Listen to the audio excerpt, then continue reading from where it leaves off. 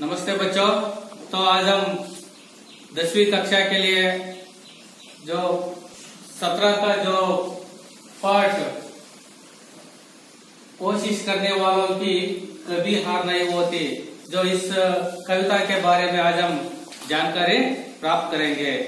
तो कोशिश करने वालों की कभी हार नहीं होती, जो इस कविता का जो कवि सोहनलाल द्विवेदी। तो आज हम इसके पहले सोहनलाल द्विवेदी के बारे में हम जानकारी प्राप्त करेंगे। देखिए बच्चों, आपको किताब में है कवि परिचय।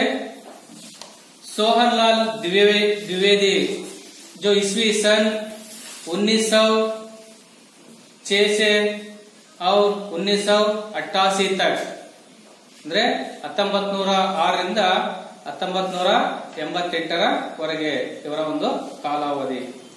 देखिए आगे, सोहनलाल द्विवेदी जी हिंदी के सुप्रसिद्ध कवि है। आपका जन्म 23 फरवरी सन 1906 को हुआ। आपने बनारस हिंदू विश्वविद्यालय से एमए एलएलबी की डिग्री ले और आजीविका के लिए जमींदारी तथा बैंकिंग का काम करते रहे। सन 1948 से सन 1942 तक आप राष्ट्रीय पत्र दैनिक अधिकार के संपादक थे। कुछ वर्षों तक आपने अवैतनिक बिना वेतन के बाल पत्रिका बाल सखा का संपादन भी किया। आप महात्मा गांधी जी से अत्यधिक प्रभावित थे। स्वतंत्रता प्राप्ति के लिए देशभक्ति व ऊर्जा से ओतप्रोत आपकी रचनाओं की विशेष सराहना हुई तथा आपको राष्ट्र कवि की उपाधि से अलंकृत किया गया। सन 1928 में राष्ट्र कवि द्विवेदी जी का देहांत हो गया। आपकी प्रमुख कृतियां है भैरवी, बसवदत्ता, कुणाल, पूजागीर, विशापन, युगधर और जय गांधी। बांसुरी, झरना, बिगुल, बच्चों के बापू, दूध, बताश, बाल भारती, शिशु भारती, नेहरू चाचा, सुजाता, प्रभावती आदि आपका प्रमुख बाल साहित्य है। तो सोहनलाल द्विवेदी जी का संक्षिप्त परिचय। देखिए, सोहनलाल द्विवेदी जी एक गांधीवादी है और राष्ट्र कवि भी है। ನೋಡಿ, ಇವರು ಗಾಂಧಿವಾದಿ ಕೂಡ ಮತ್ತೆ ಇಂಡಿಯ ರಾಷ್ಟ್ರ ಕವಿ ಕೂಡ ಹೌದು। ಇವರು ಇಂಡಿಯಾ ಸುಪ್ರಸಿದ್ಧ ಕವಿಗಳು। आपका जन्म ಇವರು ಜನಿಸಿದ್ದು 23 फरवरी ಅಂದ್ರೆ ಫೆಬ್ರವರಿ सन 1906 ಅಂದ್ರೆ 1906 ಇವರು ಜನಿಸಿದ್ರು। आपने बनारस हिंदू विश्वविद्यालय से यारो सोहनलाल द्विवेदी जी ने बनारस हिंदू विश्वविद्यालय ದಿಂದ ಇವರು ಎಂಎ ಎಲ್ಎಲ್ಬಿ ವಿದ್ಯಾಭ್ಯಾಸವನ್ನ ಮಾಡಿದರೆ ಆ ಸರ್ಟಿಫಿಕೇಟ್ ಕೂಡ ಪಡ್ಕೊಂಡಿದ್ದಾರೆ। ಅಂದ್ರೆ ಎಂಎ ಅಂದ್ರೆ ಮಾಸ್ಟರ್ ಆಫ್ ಆರ್ಟ್ಸ್, ಎಲ್ಎಲ್ಬಿ ಅಂದ್ರೆ ಕಾನೂನ ಅಧ್ಯಯನ, ಇವುಗಳನ್ನು ಕೂಡ ಇವರು 2 ಪದಗಳನ್ನು ಪಡ್ಕೊಂಡಿದ್ದಾರೆ।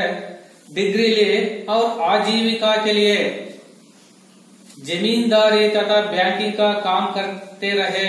ಮತ್ತೆ ಅವರು ನೋಡಿ, ಬದುಕಲು ಜೀವಿಸಲು ಇವರು ದಿನನಿತ್ಯದ ದೈನಂದಿನ ಬದುಕಿಗೋಸ್ಕರ ಇವರು ಏನ್ ಮಾಡಿದ್ರು, ಜಮೀನ್ದಾರಿ ಮತ್ತು ಬ್ಯಾಂಕಿನಲ್ಲಿ ಇವರು ಕೆಲಸವನ್ನ ಮಾಡಿದ್ದಾರೆ। ಅವ್ರು ಹಾಗೆ सन 1938 सन 1942 1942 आप राष्ट्रीय पत्र ಅಂದ್ರೆ ರಾಷ್ಟ್ರೀಯ ಪತ್ರ ಆಗಿರ್ತಕ್ಕಂಥ ದೈನಿಕ್ ಅಧಿಕಾರ ಎಂಬ ಪತ್ರಿಕೆಯ ಸಂಪಾದಕ ಕೂಡ ಆಗಿದ್ದಾರೆ। कुछ वर्ष तक आपने अवैतनिक ನೋಡಿ, ಕೆಲವು ವರ್ಷಗಳ ತನಕ ಇವರು ಬಿನಾ ವೇತನ ಅಂದ್ರೆ ಸ್ಯಾಲರಿ ಇಲ್ಲದೆ, ಸಂಬಳ ಇಲ್ಲದೆ, ವೇತನವಿಲ್ಲದೆ ಇವರು बाल पत्रिका बाल सखा का संपादन भी किया था। ಮತ್ತೆ ಚಿಕ್ಕ ಮಕ್ಕಳಿಗೆ ಸಂಬಂಧಪಟ್ಟಂತೆ ಪತ್ರಿಕೆ ಆಗಿರ್ತಕ್ಕಂಥ ಬಾಲಸಖ ಎಂಬ ಪತ್ರಿಕೆಯ ಸಂಪಾದಕ ಕೂಡ ಇವರು ಕೆಲಸವನ್ನು ನಿರ್ವಹಿಸಿದ್ದಾರೆ. ಅಂದ್ರೆ ಯಾವುದೇ ಅದಕ್ಕೆ ವೇತನವನ್ನ ಪಡೆದುಕೊಳ್ಳದೆ. ಮಹಾತ್ಮ ಗಾಂಧಿ ಸೆ ಅತ್ಯಂತ ಪ್ರಭಾವಿತ. ಇವರು ಮಹಾತ್ಮ ಗಾಂಧಿಯವರ ಬಹಳ ಅನುಯಾಯಿಗಳು ಅಥವಾ ಅವರಿಗೆ ಪ್ರಭಾವಿತರಾಗಿರ್ತಕ್ಕಂಥ ಕವಿ ಕೂಡ ಇವರು. स्वतंत्र प्राप्ति के लिए देशभक्ति व ऊर्जा से ओतप्रोत आपकी रचनाओं की विशेष सराहना हुई तथा आपको राष्ट्र कवि की उपाधि से अलंकृत किया गया. ಇವರು ಸ್ವತಂತ್ರ ಪ್ರಾಪ್ತಿ ಕೆ ಲಿಯೆ ಅಂದ್ರೆ ನಮಗೆ ಸ್ವಾತಂತ್ರ್ಯವನ್ನ ಪಡೆದುಕೊಳ್ಳತಕ್ಕಂಥ ಸಂದರ್ಭದಲ್ಲಿ ದೇಶಭಕ್ತಿ ಬಗ್ಗೆ ಅಂದ್ರೆ ದೇಶಾಭಿಮಾನ ಮತ್ತೆ ದೇಶದ ಬಗ್ಗೆ ಇರ್ತಕ್ಕಂಥ ಶಕ್ತಿಗಳನ್ನ ಅವರು ತಮ್ಮ ಕೃತಿಯಲ್ಲಿ ಬಹಳಷ್ಟು ಅವರು ಕೃತಿಗಳಲ್ಲಿ ಬರೆದಿದ್ದಾರಂತೆ. ಹಾಗಾಗಿ ಇವರಿಗೆ ರಾಷ್ಟ್ರಕವಿ ಎಂಬ ಒಂದು ಬಿರುದನ್ನು ಕೂಡ ಇವರಿಗೆ ಸಿಕ್ಕಿದೆ. ಹಾಗಾಗಿ 1988 ಇಸ್ವಿಯಲ್ಲಿ ರಾಷ್ಟ್ರಕವಿ ದ್ವಿವೇದಿ ಜಿ ಕಾ ದೇಹಾಂತ ಹೋ ಗಯಾ. ಇವರು 1988ರಲ್ಲಿ ಮರಣವನ್ನ ಹೊಂದಿದ್ದಾರೆ. ಆಪ್ಕಿ ಪ್ರಮುಖ ಕೃತಿಯ ಅವರು ಬರೆತಕ್ಕಂಥ ಪ್ರಮುಖ ಕೃತಿಗಳು ಈ ರೀತಿವೆ. ಭೈರವಿ, ವಾಸವದತ್ತ, ಕೃಣಾಲ, ಪೂಜನೀಯ, विशापान, युगाधर और जय गांधी, बांसुरी, जरना, बिगुल, बच्चों के बापो, दूध बताया, बाल भारती, शिशु भारती, नेहरू चाचा, सुजाता, प्रभाती आदि आपका प्रमुख बाल साहित्य है. ಇವೆಲ್ಲ ಕೂಡ ಇವರು ಬರ್ತಕ್ಕಂಥ ಪ್ರಮುಖ ಕೃತಿಗಳು. ಇಷ್ಟು ಸೋಹನ್ಲಾಲ್ ದ್ವಿವೇದಿ ಅವರ ಪರಿಚಯ ಮಕ್ಕಳೇ. ಈಗ आगे हम देखेंगे शब्दार्थ. जो इस कविता में या इस पद्य में आने वाले कुछ नए शब्द को बारे में आज हम समझेंगे. देखिए, लहर. लहर का मतलब जो तरंगा, हम अंग्रेजी में वेव्स कहते हैं, ಅಂದ್ರೆ ಅಲೆಗಳು ಅಂತ ಬರುತ್ತೆ. उसी तरह नौका. नौका ಅಂದ್ರೆ ದೋಣಿ, ನೌಕೆಗಳು. उसी तरह कोशिश. कोशिश ಅಂದ್ರೆ ಪ್ರಯತ್ನ. हार. हार ಅಂದ್ರೆ ಸೋಲು. दान. दान ಅಂದ್ರೆ ಧಾನ್ಯಗಳು ಅಂದ್ರೆ ದವಸ ಧಾನ್ಯಗಳು. उसी तरह दीवार. दीवार ಅಂದ್ರೆ ಗೋಡೆ. रग. रग ಅಂದ್ರೆ ಸ್ನಾಯು ಅಥವಾ ನಾಡಿ. उसी तरह सिंधु. सिंधु, सागर, अंबुदी. ये पूरा पर्यायवाची शब्द. ಇದಕ್ಕೆ ನಾವು ಸಮುದ್ರ ಅಂತ ಕರಿತೀವಿ. सिंधु, सागर, अंबुदी. आपके किताब में देखिए, सिंधु, सागर, समुद्र, अंबुदी. ये पूरा का अर्थ जो कन्नड़ में समुद्र कहते हैं और सागर भी कहते हैं. उसी तरह चुनौती. चुनौती ಅಂದ್ರೆ ಸವಾಲು, ಆಹ್ವಾನ ಅಂತ ಕೂಡ ಅರ್ಥ ಬರುತ್ತೆ. उसी तरह मेहनत. मेहनत ಅಂದ್ರೆ ಪರಿಶ್ರಮ. और नन्ही. नन्ही का मतलब जो छोटा. छोटा ಅಂದ್ರೆ ಚಿಕ್ಕ. उसी तरह चींटी. चींटी का मतलब इरुवे. इस तरह बहुत सारे जो इस कविता में शब्दार्थ है, ये कविता पढ़ते वक्त इसके बारे में आज समझेंगे. देखिए, पहले जो इस कविता का शीर्षक कोशिश करने वालों की कभी हार नहीं होती. जो इसका मतलब जो है ना, ಪ್ರಯತ್ನ ಪಡುವವರಿಗೆ ಎಂದೂ ಕೂಡ ಸೋಲಿಲ್ಲ. ಅರ್ಥವಾಯ್ತಾ ಮಕ್ಕಳೇ? ಯಾರು ಪ್ರಯತ್ನ ಪಡ್ತಾರೋ, ಕಷ್ಟ ಪಡ್ತಾರೋ ಜೀವನದಲ್ಲಿ ಅವರಿಗೆ ಎಂದೂ ಕೂಡ ಸೋಲು ಇರುವುದಿಲ್ಲ ಅನ್ನೋದೇ ಈ ಕವಿತೆಯ ಒಂದು ಶೀರ್ಷಿಕೆ. ಆಗ ನಾವು ಕಷ್ಟ ಪಡ್ತೀವೋ, ಪ್ರಯತ್ನ ಪಡ್ತೀವೋ, ಅವ್ರ ಗೆಲುವು ಇದ್ದೇ ಇದೆ ಅನ್ನೋದು ಈ ಪಾಠದ ಒಂದು ಶೀರ್ಷಿಕೆ. देखिए आगे जो आशय. इस कविता में कवि ने यह संदेश दिया है कि सतत प्रयत्नशील व्यक्ति की निश्चित रूप से जीत होती है. समस्याओं में मुंह ना मोड़कर आगे बढ़ना चाहिए. देखिए, इस कविता में कोशिश करने वालों की कभी हार नहीं होती. जो इस कविता में जो कवि कहना चाहते हैं कि सतत प्रयत्नशील व्यक्ति, सतत हमेशा जो कोशिश करने वाले जो व्यक्ति, प्रयत्न पಡ್ತಕ್ಕಂತ ವ್ಯಕ್ತಿಗೆ ಖಂಡಿತವಾಗಿ ಕೂಡ जीत होती है, ಗೆಲುವು ಸಿಕ್ಕೇ ಸಿಗುತ್ತೆ. समस्याओं में मुंह ना मोड़कर आगे बढ़ना चाहिए. ಹಾಗಾದ್ರೆ ಸಮಸ್ಯೆಗಳು ಬಂದಾಗ ನಾವು ಅವುಗಳಿಗೆ ಎದುರಿ ಬೆನ್ನು ತೋರಿಸಿ ಓಡಿದಾಗ ನಾವು ನಮ್ಮ ಗುರಿಯನ್ನು ನಾವು ತಲುಪುವುದಕ್ಕೆ ಸಾಧ್ಯವಾಗುವುದಿಲ್ಲ. ಹಾಗಾಗಿ ಮಕ್ಕಳೇ, ಏನೇ ಒಂದು ಕಷ್ಟ ಬಂದರೂ ಕೂಡ ನಾವು ಪ್ರಯತ್ನಶೀಲವನ್ನು ಪಡಬೇಕು, ಪ್ರಯತ್ನ ಪಡಬೇಕು. ಪ್ರಯತ್ನ ಪಟ್ಟರೆ ಮಾತ್ರ ಗೆಲುವು ನಮ್ಮದು. ಇಲ್ಲಾಂದ್ರೆ ಸಮಸ್ಯೆಗಳು ಬಂದಾಗ, ಕಷ್ಟಗಳು ಬಂದಾಗ ನಾವು ಎದುರಿ ಬೆನ್ನು ಕೊಟ್ಟು ತಿರುಗಿ ವಾಪಸ್ ಹೋದಾಗ ನಮ್ಮ ಗುರಿಯನ್ನು ತಲುಪುವುದಕ್ಕೆ ಸಾಧ್ಯವೇ ಇಲ್ಲ ಅನ್ನೋದನ್ನ ಈ ಕವಿತೆ ಮೂಲಕ, ಕೆಲವು ಉದಾಹರಣೆ ಮೂಲಕ ತಮಗೆ ಇಲ್ಲಿ ಹೇಳ್ತಾ ಇದ್ದಾರೆ. ಯಾರು? ಸೋಹನ್ ಲಾಲ್ द्विवेदी ಅವರು. देखिए कविता मैं पढ़ूंगा, सब किताब खोलिए और ध्यान से सुनिए. लहरों से डरकर नौका पार नहीं होती, लहरों से डरकर नौका पार नहीं होती, कोशिश करने वालों की कभी हार नहीं होती, कोशिश करने वालों की कभी हार नहीं होती.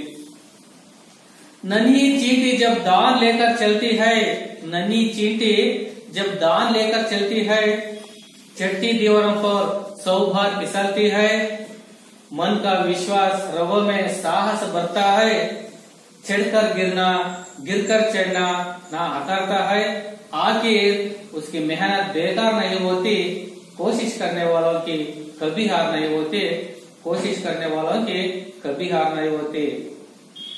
डुबकिया सिंधु में गोताखोर लगाता है, डुबकिया सिंधु में गोताखोर लगाता है, जा जाकर खाली हाथ लौटकर आता है, जा जाकर खाली हाथ लौटकर आता है.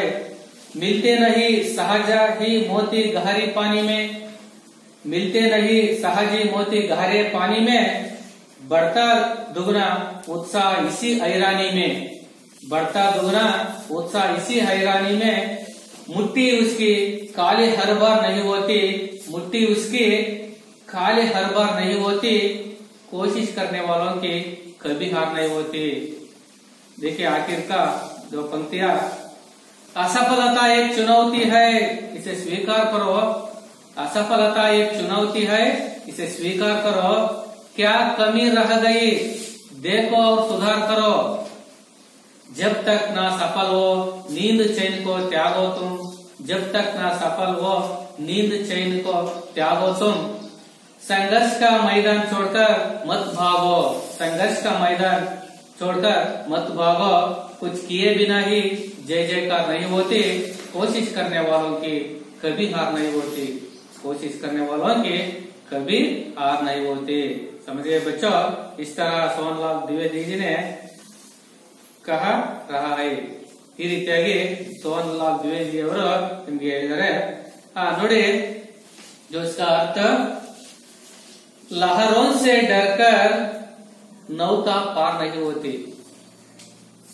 ठीक है बच्चों, लहरों से डरकर ಅಂದ್ರೆ ಅಲೆಗಳಿಗೆ ಎದುರಿ, ಅಲೆಗಳಿಗೆ ಎದುರಿ, ಯಾವ ಅಲೆಗಳಿಗೆ? ಸಮುದ್ರದ ಅಲೆಗಳಿಗೆ ಎದುರಿ ನೌಕಾ ಪಾರ್ ನಹಿ ಹೋತಿ, ದೋಣಿಯು ತನ್ನ ದಡವನ್ನ ಸೇರಬಲ್ಲದೆ, ಸಮುದ್ರದ ಅಲೆಗಳಿಗೆ ಎದುರಿ ದೋಣಿಯು ತನ್ನ ಸಮುದ್ರವನ್ನ ದಾಟಬಲ್ಲದೆ. ಹೌದಲ್ಲ ಮಗಳೇ?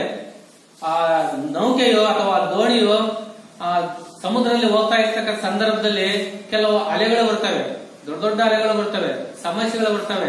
ಆ ಸಮಸ್ಯೆಗಳಿಗೆ ಅಲೆ ಬರ್ತಾ ಅಂತ ಹೇಳ್ಬಿಟ್ಟು ಅದು ಹಾಗೆ ಒಂದು ಸೈಡಿನಲ್ಲಿ ಇದ್ರೆ ಅದು ತನ್ನ ಗುರಿ ಮುಟ್ಟುವುದಕ್ಕೆ ಸಾಧ್ಯ ಇಲ್ಲ. ಸಮುದ್ರದಲ್ಲಿ ಅಲೆಗಳು ಅದು ಯಾವಾಗಲೂ ಕೂಡ ಬಂದೇ ಬರುತ್ತೆ, ಅಲೆಗಳ ಏರಿಳಿತ ಇದ್ದೇ ಇರುತ್ತೆ. ಹೌದಲ್ಲ? ಹಾಗೆ ಕೋಶಿಶ್ ಕರ್ನೆ ವಾಲೋಂ ಕಿ ಕಭಿ ಹಾರ್ ನಹೀ ಹೋತಿ, ಹಾಗಾಗಿ ಪ್ರಯತ್ನ ಪಡುವವರಿಗೆ ಎಂದೂ ಸೋಲಿಲ್ಲ. ಅದರ ಅರ್ಥ ನಾವು ಕೂಡ ನಮ್ಮ ಜೀವನದಲ್ಲಿ, ಹೌದಲ್ಲ, ಜೀವನವೆಂಬ ಪಯಣದಲ್ಲಿ, ಜೀವನ ಎಂಬ ಪ್ರವಾಸದಲ್ಲಿ, ಬದುಕೆಂಬ ಪ್ರವಾಸದಲ್ಲಿ ನಾವು ಕೆಲವು ಸಮಸ್ಯೆಗಳು ಬರ್ತವೆ, ತೊಂದರೆ ಆಪತ್ತುಗಳು ಬರ್ತವೆ, ಕಷ್ಟಗಳು ಬರ್ತವೆ. ಅಂತ ಸಂದರ್ಭದಲ್ಲಿ ನಾವು ಅವುಗಳಿಗೆ ಎದುರಿ ನಮ್ಮ ಗುರಿಯನ್ನ ತಲುಪುವುದಕ್ಕೆ ಅಡೆತಡೆಗಳು ಬಂದಾಗ ನಾವು ಹಾಗೆ ಕೂತ್ಕೊಂಡಿವಿ ಅಂದ್ರೆ ನಮ್ಮ ಗುರಿ ತಲುಪುವುದಕ್ಕೆ ಸಾಧ್ಯವೇ ಇಲ್ಲ ಅಂತ ಹೇಳ್ಬಿಟ್ಟು ಇಲ್ಲಿ ಕವಿಯು ಈ ಅಲೆಗಳ ಮತ್ತೆ ನೌಕೆಯ ಒಂದು ಉದಾಹರಣೆ ಕೊಟ್ಬಿಟ್ಟು ಈ ರೀತಿ ಕೂಡ ನಿಮ್ಗೆ ಹೇಳಿದ್ದಾರೆ. देखिए आगे, नन्ही चींटी जब धान लेकर चलती है। देखिए एक छोटा सा जो चींटी, एक छोटा सा चींटी अपने जो थोड़ा सा मुंह में कुछ दान लेकर जो अपना जो घर को वो चलते हैं। ನೋಡಿ ಮಕ್ಕಳೇ, ಒಂದು ಚಿಕ್ಕ ಇರುವೆ, ಒಂದು ಪುಟ್ಟ ಇರುವೆ ತನ್ನ ಪುಟ್ಟ ಬಾಯಿಯಿಂದ ಕೆಲವು ದವಸ ಧಾನ್ಯಗಳನ್ನ ಬಾಯಿಗೆ ಕಚ್ಕೊಂಡು ಅದು ತನ್ನ ಮನೆಯತ್ತ ಹೊರಡುತ್ತೆ, ತನ್ನ ಮನೆಯತ್ತ ತಲುಪುವುದಕ್ಕೆ ಹೋಗುತ್ತೆ। जो इस संदर्भ में, जो इस समय में जो चढ़ती दीवारों पर 100 बार फिसलती है, 100 बार चढ़ती है। ಅದೇ ಮಾಡುತ್ತೆ, ಒಂದೇ ಸರಿ ಏಕದಮ್ ಅದು ತನ್ನ ಗೋಡೆ ಮೂಲಕ ಹತ್ತುವುದಿಲ್ಲ।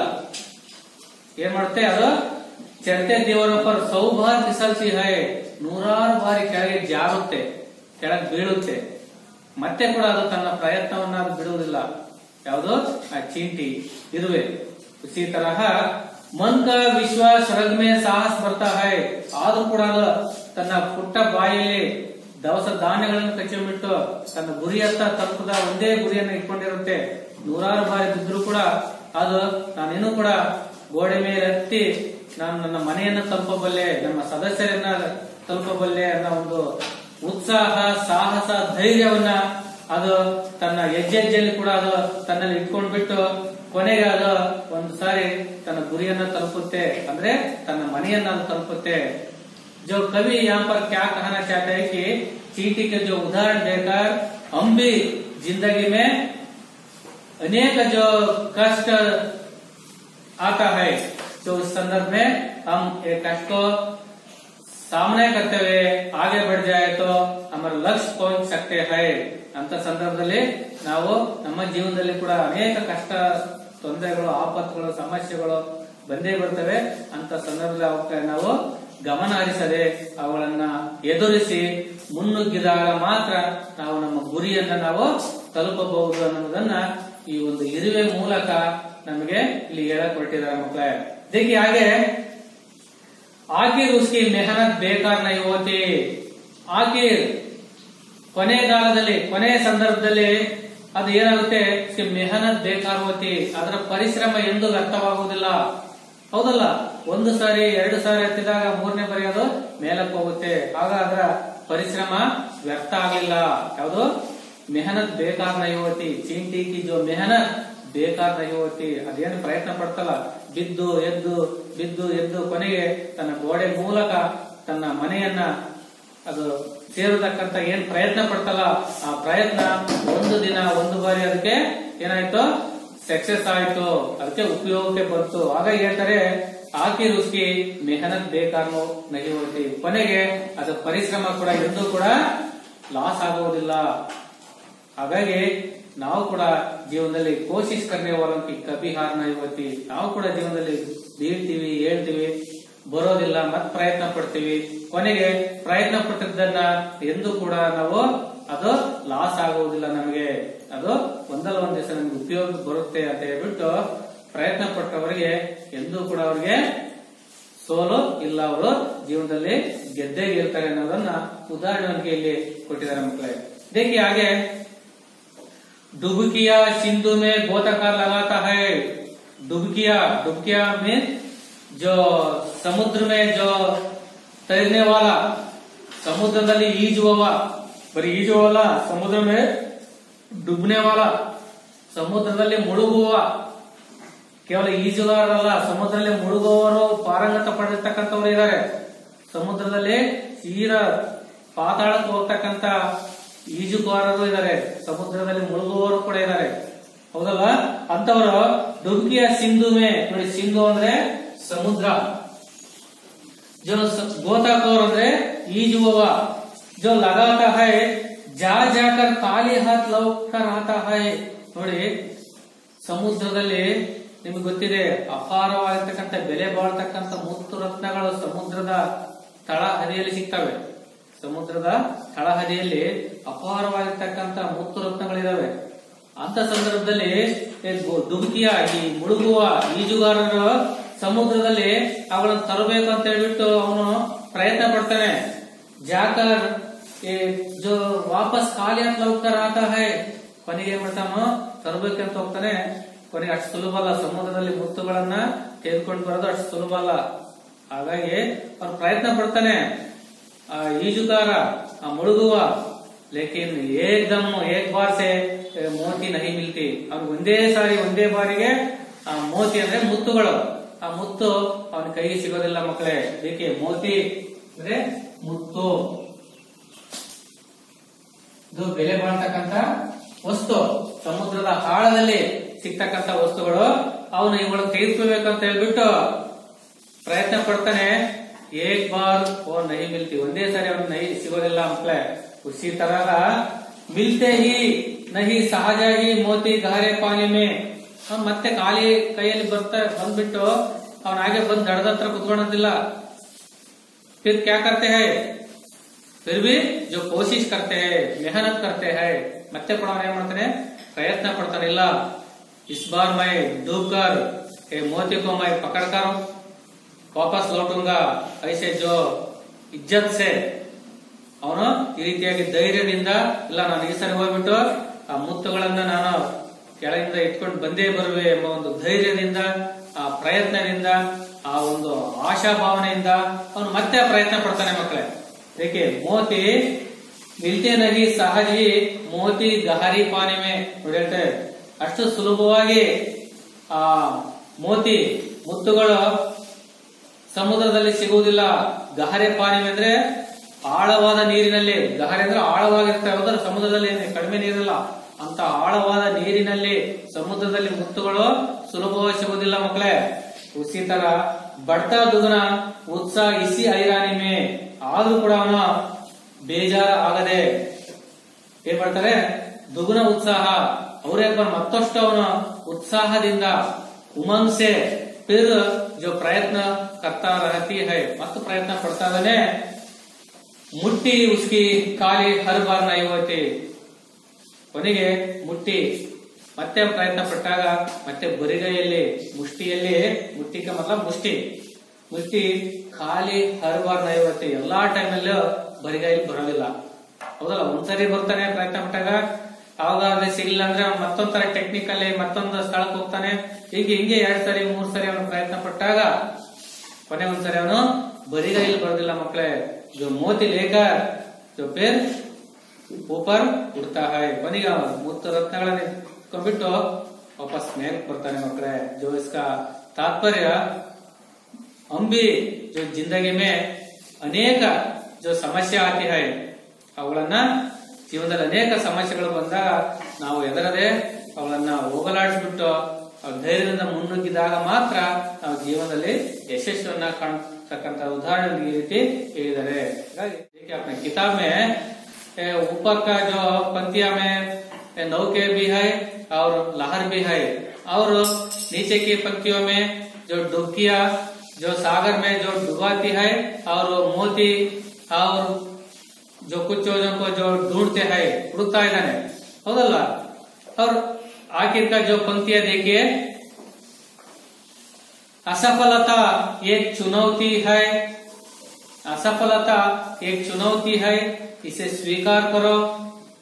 क्या कमी रह गई देखो और सुधार करो. जब तक ना सफल हो नींद चैन को त्यागो तुम. संघर्ष का मैदान छोड़कर मत भागो तुम. कुछ किए बिना ही जय जयकार नहीं होते. कोशिश करने वालों की कभी हार नहीं होती. देखिए, असफलता एक चुनौती है. देखिए बच्चों, हम जिंदगी में असफलता, विफलता ये सब आती रहता है. ये असफलता को हम ಸವಾಲ್ ಜೈಸೆ ಸ್ವೀಕಾರ ಕರೋ. ಈ ಅಸಫಲತೆ ಅನ್ನೋದ ಸೋಲು ಎಂಬುದನ್ನು ನಾವು ಅದೊಂದು ಸವಾಲೆಂದು ಸ್ವೀಕರಿಸು, ಅದೊಂದು ಆಹ್ವಾನವೆಂದು ನೀನು ಬರಮಾಡಿಕೋ. ಹೇಳಪ್ಪ ಈ ಸರಿ ನಾನು ಫೇಲ್ಯೂರ್ ಆದಂತ ಹೇಳ್ಬಿಟ್ಟು ನಾವು ಬೇಜಾರಾಗ್ಬಿಟ್ಟು ಆ ಪ್ರಯತ್ನಕ್ಕೆ ಕೈ ಹಾಕದೆ ಹಾಗೆ ಇರುವುದು ತಪ್ಪು. ಹಾಗಾಗಿ ಹೇಳ್ತಾರೆ ಕವಿಯೋ, ಅಸಫಲತಾ ಏಕ್ ಚುನೌತಿ ಹೈ. ಅಸಫಲತೆ ಎಂಬುದು, ಸೋಲು ಎಂಬುದು, ವಿಫಲತೆ ಎಂಬುದು ಒಂದು ಸವಾಲು ಇದ್ದಂಗೆ ಸ್ವೀಕರಿಸು. ಅದು ನಮಗೆ ಸವಾಲು, ಚಾಲೆಂಜ್ ಅಂತ ನೀವು ತಿಳ್ಕೋ. ಸ್ವೀಕಾರ ಕರೋ, ಆಹ್ವಾನಿಸು, ಒಪ್ಪಿಗೋ. ಯಾವ್ದನ್ನ? ತಮ್ಮ ಸೋಲನ್ನ, ಅಸಫಲತೆಯನ್ನ ಒಪ್ಪಿಕೋ. ಕ್ಯಾ ಕಮಿ ರಹ ಗಯಿ ದೇಖೋ ಸುಧಾರ್ ಕರೋ. ಲೇಕಿನ್ ನಾನು ಎಲ್ಲಿ ಎಡವಿದೆ, ಎಲ್ಲಿ ಬಿದ್ದೆ, ಎಲ್ಲಿ ದಾರಿ ತಪ್ಪಿದೆ ಅನ್ನೋದನ್ನ, ಏನು ಕೊರತೆ ಇದೆ, ನಾನು ಯಶಸ್ಸನ್ನ ಕಾಣುವುದಕ್ಕಾಗಿ ಎಲ್ಲಿ ನಾನು ಎಡವಿದೆ ಅನ್ನೋದನ್ನ ನಿನ್ನಷ್ಟಿಗೆ ನೀನು ಗುರುತಿಸಿಕೋ.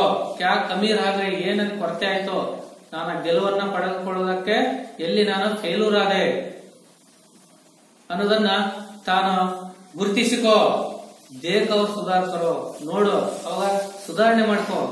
ನಾನೆಲ್ಲಿ ಈ ಚಾಲೆಂಜ್ ಅಲ್ಲಿ ಎಲ್ಲಿ ನಾನು ಎಡವಿದೆ ಅಥವಾ ಇದನ್ನು ಗುರಿ ತಲುಪುವುದಕ್ಕೆ ಎಲ್ಲಿ ನಾನು ನಂದು ಸ್ವಲ್ಪ ಕಡಿಮೆ ಆಗಿದೆ ಅನ್ನೋದನ್ನ ನೀನಾಗಿ ನೀನು ಅದನ್ನ ನೋಡಿಕೋ, ತಿಳಿದುಕೋ. ಅದರಿಂದ ನೀನು ಮುಂದಿನ ಬದಲಾವಣೆಗೆ ಸಿದ್ಧನಾಗು, ಅವಳನ್ನ ಸುಧಾರಿಸು. ಅವಳನ್ನ ಹಾಗೆ ಬಿಟ್ರೆ ಮತ್ತೆ ಇನ್ನೊಂದ್ಸರಿ ಪ್ರಯತ್ನ ನೀನು ಗುರಿ ತಲುಪೋದಕ್ಕೆ ಸಾಧ್ಯವಿಲ್ಲ. ಜಬ್ ತಕ್ ನಾ ಸಫಲ್ ಹೋ ನೀಂದ್ ಚೈನಿಕೋ ತ್ಯಾಗೋ ತುಮ್. ಜಬ್ ತಕ್ ನಾ ಸಫಲ್ ಹೋ, ನಾವೆಲ್ಲ ತಿಳ್ಕೋಬೇಕು ಮಕ್ಕಳು. ಏನು, ಎಲ್ಲಿವರೆಗೆ ನಾವು ಸಫಲತೆಯನ್ನ ಕಾಣುವುದಿಲ್ಲವೋ, ಯಶಸ್ಸನ್ನ ಕಾಣುವುದಿಲ್ಲವೋ, ಅಥವಾ ಗುರಿಯನ್ನ ಮುಟ್ಟುವುದಕ್ಕೆ ಸಾಧ್ಯವಿಲ್ಲವೋ, ನೀಂದ್ ಚೈನಿಕೋ ತ್ಯಾಗೋ ತುಮ್, ನಾವು ಗುರಿ ಮುಟ್ಟುವುದಕ್ಕೆ ಆಗೋದಕ್ಕಂತ ಸಂದರ್ಭದಲ್ಲಿ ನಾವು ನೀಂದ್ ಚೈನಿಕೋ ತ್ಯಾಗೋ ತುಮ್, ಅಲ್ಲಿವರೆಗೆ ನಾವು ನಿದ್ರೆಯನ್ನ, ವಿಶ್ರಾಂತಿಯನ್ನ, ಸುಖ ನೆಮ್ಮದಿಯನ್ನ ಅವುಗಳನ್ನೆಲ್ಲ ನಾವು ಒಂದ್ ಕಡೆ ಸೈಡ್ ಇಡಬೇಕು. ಎಲ್ಲಿವರೆಗೆ? ನಮ್ಮ ಗುರಿಯನ್ನ ಮುಟ್ಟುವವರೆಗೆ, ನಾವು ಜೀವನದಲ್ಲಿ ಸಕ್ಸೆಸ್ ಆಗುವವರೆಗೆ ನಾವು ಆರಾಮಾಗಿ ಕುತ್ಕೊಳ್ಳೋದು, ಸುಖದಿಂದ ಕಾಲಹರಣ ಮಾಡೋದು, ಹೌದಲ್ಲ, ಮತ್ತೆ ವಿಶ್ರಾಂತಿಯಿಂದ ಆರಾಮಾಗಿರ್ತಕ್ಕಂಥ ಏನಿರೋಲ್ಲ ಅವುಗಳನ್ನೆಲ್ಲ ಒಂದು ಕಡೆಗೆ ಬದಿಗೊತ್ತಿ ನಾವು ಜೀವನದಲ್ಲಿ ಯಶಸ್ಸು ಕಂಡಾಗ ಮಾತ್ರ ಅವೆಲ್ಲ ನಮ್ಮೊಂದಿಗೆ ಬರುತ್ತವೆ. ಹಾಗಾಗಿ ನಾವು ಯಶಸ್ಸನ್ನ ಪಡೆಯತಕ್ಕ ಸಂದರ್ಭದಲ್ಲಿ ಇವುಗಳನ್ನೆಲ್ಲ ನಾವು ಬದಿಗೊತ್ತಿ ನಾವು ಗುರಿ ಅಂತ ತಲುಪೋಣ. ಸಂಘರ್ಷ ಕಾ ಮೈದಾನ್ ಚೋಡ್ಕರ್ ಮತ್ ಭಾಗೋ ತುಮ್. ಸಂಘರ್ಷ ಕಾ ಮೈದಾನ್ ಅಂದ್ರೆ ಜೀವನದಲ್ಲಿ ಹೋರಾಟವೆಂಬ, ಸಂಘರ್ಷವೆಂಬ ಮೈದಾನ್ ಚೋಡ್ಕರ್ ಎಂಬ ಜೀವನದಲ್ಲಿ ಸಂಘರ್ಷವೆಂಬ ಜೀವನವನ್ನು ನಾವು ಬಿಟ್ಬಿಟ್ಟು ಮತ್ ಭಾಗೋ ತುಮ್, ಎದರಿ ಓಡಿ ಹೋಗಬೇಡಿ ನೀವು.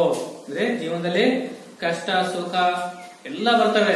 ಜೀವನದಲ್ಲಿ ಎಲ್ಲಾರ ಜೀವನದಲ್ಲಿ ಮನುಷ್ಯನ ಮೇಲೆ ಕಷ್ಟ ಸುಖಗಳು, ಸುಖ ದುಃಖ ಅವೆಲ್ಲ ಕೂಡ ಬಂದೇ ಬರ್ತವೆ. ಅಂತ ಸಂದರ್ಭದಲ್ಲಿ ನಾವು ಕಷ್ಟಗಳಿಗೆ ಎದುರದೆ, ಸಮಸ್ಯೆಗಳಿಗೆ ಎದುರದೆ ಅವುಗಳನ್ನೆಲ್ಲ ಕೂಡ ಎದುರಿಸಿ ಮುಂದೆ ಸಾಗಿದಾಗ ಮಾತ್ರ ನಮ್ಗೆ ಗುರಿ ತಲುಪುವುದಕ್ಕೆ ಸಾಧ್ಯ, ನಾವು ಜೀವನದಲ್ಲಿ ಯಶಸ್ಸು ಕಾಣುವುದಕ್ಕೆ ಸಾಧ್ಯ. ಹಾಗಾಗಿ ಸಂಘರ್ಷ ಮೈದಾನ ಚೋಡ್ಕರ್ ಮತ್ ಭಾಗೋ, ಸಂಘರ್ಷ ಎಂಬ ಮೈದಾನ ಹೋರಾಟದಲ್ಲಿ ಎದರಿ ಓಡಿ ಹೋಗಬೇಡ. ಕುಚ್ ಕಿಯೇ ಬಿನಾ ಹಿ ಜೈ ಜಯಕಾರ ನಹೀ ಹೋತಾ. ಹಾಗಾದ್ರೆ ಏನು ಪ್ರಯತ್ನ ಮಾಡದೆ ನಿನಗೆ ಜಯಕಾರ ಲಭಿಸುವುದಿಲ್ಲ. ಜೀವನದಲ್ಲಿ ನೀನು ಏನಾದ್ರೂ ಕೂಡ ಒಂದು ಪ್ರಯತ್ನ ಪಟ್ಟಿದ್ದೆ ಆದ್ರೆ ಜಿಂದಗಿ ಮೇ ಅಪ್ಪೋ ಜೈ ಜಯಕಾರ ಹೋತಿ ಹೈ, ಜೀವನದಲ್ಲಿ ನಿನಗೆ ಜಯಕಾರ ಸಿಗುತ್ತೆ. ಅಂದ್ರೆ ನಿನಗೆ ಒಂದು ಚಪ್ಪಾಳೆ ಸಿಗುತ್ತೆ, ನಿನಗೆ ಶಬಾಷ್ ಸಿಗುತ್ತೆ. ನೀನು ಏನು ಮಾಡದೆ ಸುಮ್ನೆ ಜೀವನದಲ್ಲಿ ಹುಟ್ಟಿದ ಮೇಲೆ ಸುಮ್ನೆ ಇಲ್ಲೇ ಕುತ್ಕೊಂಡು ನಾವು ಕಾಲಹರಣ ಮಾಡಿದಾಗ ನಮಗೆ ಜೀವನದಲ್ಲಿ ಸಾರ್ಥಕ ಆಗಲ್ಲ ಮಕ್ಕಳೇ. ಹಾಗಾಗಿ ಕುಚಿಯೇ ಬಿನಾಹಿ, ನಾವು ಜೀವನದಲ್ಲಿ ಏನೇ ಸಾಧನೆ ಮಾಡದೆ ನಾವು ಹಾಗೆ ಹೋದ್ರೆ ನಮ್ಮ ಜೀವನದಲ್ಲಿ ನಮ್ಗೆ ಜಯಕಾರ ಸಿಗೋದಿಲ್ಲ. ಹಾಗಾಗಿ ಕೋಶಿಶ್ ಕರ್ನೆ ವಾಲೋಕಿ ಕಭಿ ಹಾರ್ ನಹೀ ಹೋತಿ. ಹಾಗಾಗಿ ಮಕ್ಕಳೇ ಅನ್ನೋದನ್ನ ಈ ಕವಿತೆ ಮೂಲಕ, ಕೆಲವೊಂದು ಉದಾಹರಣೆ ಮೂಲಕ ನಮ್ಗೆ ಈ ಕವಿಯು ಇಲ್ಲಿ ಹೇಳಿದ್ದಾರೆ. ಹಾಗಾಗಿ ನಾವು ಕೂಡ ಹಮೇಶ ಪ್ರಯತ್ನಶೀಲ್ ರೇನಾ ಚಾಯಿ, ಯಾವಾಗ ಕೂಡ ನಾವು ಕೂಡ ಪ್ರಯತ್ನಶೀಲದಿಂದಿರೋಣ, ಪ್ರಯತ್ನವನ್ನ ಪಡೋಣ. ಪ್ರಯತ್ನ ಸಾಧ್ಯ, ಕೇವಲ ಪ್ರಯತ್ನವಿಲ್ಲದೆ. असफलता एक चुनौती है, इसे स्वीकार करो. क्या कमी रह गई देखो और सुधार करो. जब तक ना सफल हो नींद चैन को त्यागो तुम. संघर्ष का मैदान छोड़कर मत भागो तुम. कुछ किए बिना ही जय जयकार नहीं होते. कोशिश करने वालों की कभी हार नहीं होती. देखिए, असफलता एक चुनौती है. ಸೋಲು ಎಂಬುದನ್ನ ನಾವು ಸವಾಲೆಂದು ಸ್ವೀಕರಿಸೋಣ, ಅಸಫಲತೆ ಎಂಬುದನ್ನು ಸವಾಲಾಗಿ ಸ್ವೀಕರಿಸೋಣ. ಹಾಗಾಗಿ ಕ್ಯಾ ಕಮಿ ರಹ ಗಯಿ, ಆ ಸೋಲಿಗೆ ಏನು ಕಾರಣ ಎಂಬುದನ್ನ ನಾವಾಗೆ ಅದರ ಕೊರತೆಯನ್ನು ನಾವು ಹುಡುಕೋಣ. ದೇಖ ಅವ್ರು ಸುಧಾರಿಸೋಣ, ನೋಡಿ ನಾವು ಅದನ್ನು ಸುಧಾರಿಸೋಣ. ಜಬ್ ತಕ್ ನಾ ಸಫಲ್ ಹೋ ನೀಂದ್ ಚೈನ್ ಕೋ ತ್ಯಾಗೋ ತುಮ್. ಎಲ್ಲಿವರೆಗೆ ನಮಗೆ ಯಶಸ್ಸು ನಮಗೆ ದೊರೆಯುವುದಿಲ್ಲವೋ ಅಲ್ಲೇ ತನಕ ನಾವು ನೀಂದು ಚೈನಿಕೋ ತ್ಯಾಗೋತೋ, ನಮ್ಮ ನಿದ್ದೆಯನ್ನ ಸುಖ ನೆಮ್ಮದಿಯನ್ನ ಒಂದು ಕಡೆ ಇಡೋಣ.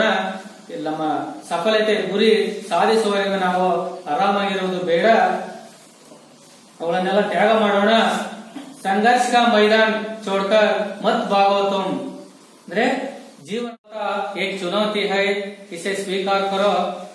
क्या कमी रह गई देखो और सुधार करो, जब तक ना सफल हो नींद चैन को त्यागो तुम.